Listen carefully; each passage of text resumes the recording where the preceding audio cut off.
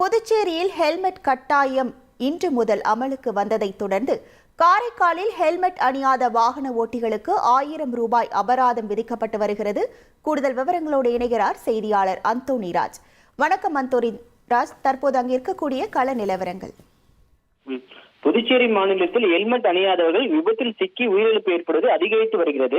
அதனை கட்டுப்படுத்தும் வகையில் மாநிலத்தில் கடந்த 1ஆம் தேதி முதல் ஹெல்மெட் கட்டாயம் அணிய வேண்டும் என்று போலீசார் அறிவுறுத்தப்பட்டது.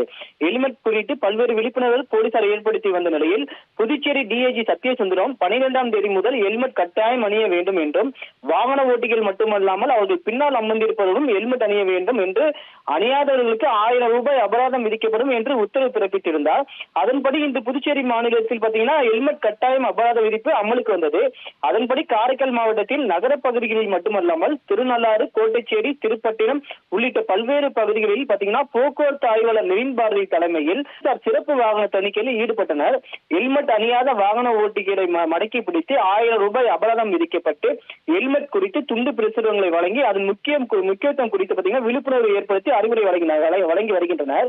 மேலும் 3 முறை ஹெல்மெட் அணியாமல் அபராதம் விதிக்கப்பட்டால் உரிமம் ரத்து செய்யப்படும் என்று போலீசார் எச்சரிக்கை விடுத்து வருகின்றனர். விபத்து இல்லா புதுச்சேரி மாநிலம் உருவாக்குவது போலீசார் பாத்தீங்கன்னா தீவிர திட்டமாகும்.